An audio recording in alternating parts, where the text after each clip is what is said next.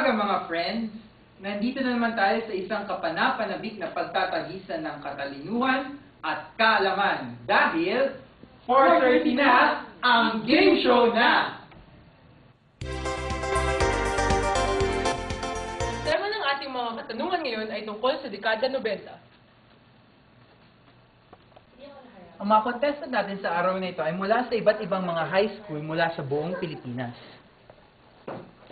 Halika't kilalanin natin mga contestant natin. Tara! Ang una nating kalahok ay nanggaling sa mababang paaralan ng Manyaman, si Teresita Gorospe.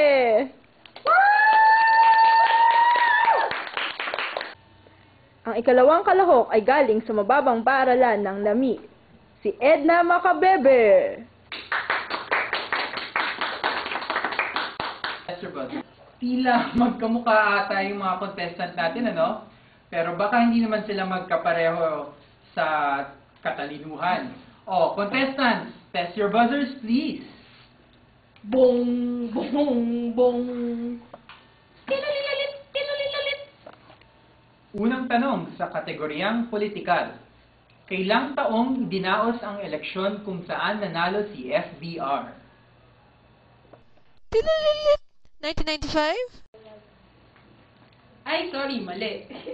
Sa eleksyong ito, dito tumakbo sina Miriam Santiago, Danding Coangco, Ramon Mitra, Jovito Salonga, at pati na rin si Imelda Marcos.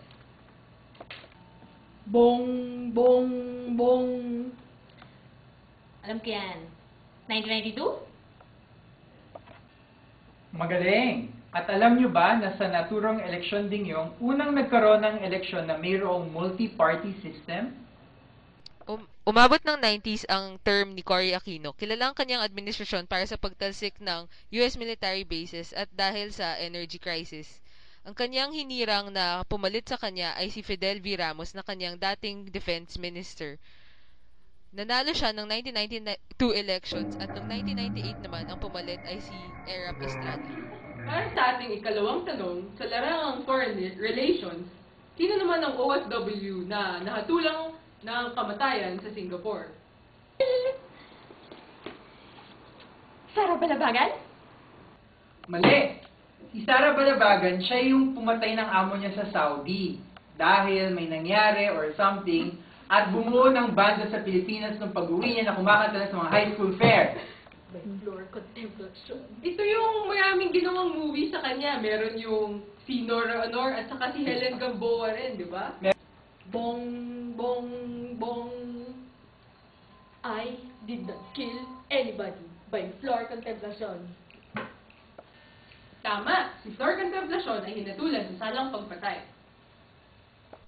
Si Flor Contemplacion ay isang domestic helper sa Singapore na hinatulan ng pagpatay sa kapwa domestic helper na si Delia Maga at ang alaga niyang si Nicholas Wang noong May 14, 1991. Inamin ni Flor Contemplacion ang sala pero binawi rin niya ito. Noong May 17, 1995, natuloy ang bitay sa kanya. Galit ang nangibabaw sa mga Pilipino at tinawag ang Singapore bilang state without mercy ng simbahan ng Pilipinas. Ginawa ng maraming pelikula ang buhay ni Flor Contemplacion na pinangungunahan ng mga pinagpipitaga ng artista tulad ni Helen Gamboa at isa pa ni Nora Honor. Tinangkilik ng mga Pilipino ang mga pelikulang ito na nagdagdag sa kanilang pagsuporta at pakikiisa sa buhay at tinaranas ng mga pamilya ni Flor Contemplacion. Para naman sa larangan ng ekonomiya, tinawag na blank economy ang Pilipinas noong panahon ni Ramos. O isang clue ha, isa itong hayop! Eagle! Blue Eagle Academy? Mali, nagsisimula ito sa letter T. Tsaka yung hayop na sinasabi namin, mas mabangis at saka mas matapang pa kaysa sa agila. Rawr! Bong, bong, bong. Rar!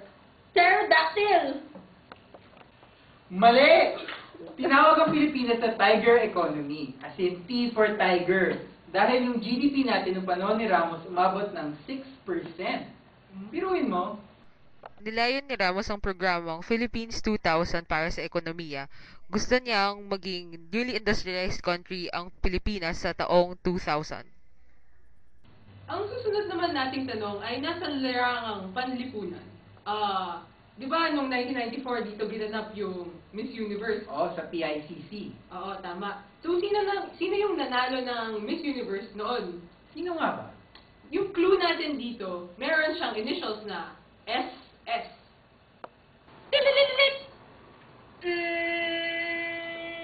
Charmaine Suarez?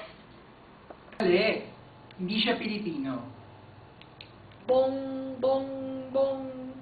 Sharon Stone? Hay, nako. Mali na naman. Galing siya sa bansang India at ang pangalan niya ay Sushmita. Sen. Si Miss India na si Sushmita Sen ang kinoronahan bilang Miss Universe noong 1994. Next question. Sino naman ang bumisita sa Pilipinas noong World Youth Day noong 1995? Tililit! Michael Jackson? Hindi naman. Kahit sa alam natin mahilig nga sa mga bata si Michael Jackson at nag-concert nga siya dito sa Pilipinas, hindi naman siya yung bumisita ng World Youth Day. Bong Pope John Paul II. Tumpak. At yan ang pangalawang beses na pagbisita na ng Santo Papa dito sa ating bansa. Yung unang beses noong 1981 kung kailan nagkaroon pa ng assassination attempt sa Talaga? Pilipinas. Sino yung Milyong-milyong kabataan ang dumalo noong World Youth Day. Mahigpit ang seguridad sa Santo Papa at nakilala ang bulletproof na Pope Mobile.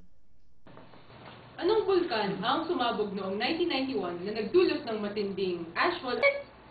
Mount Taal Volcano? Hindi. Ito ay nasa Zambales area. Bong Mount Pinatubo?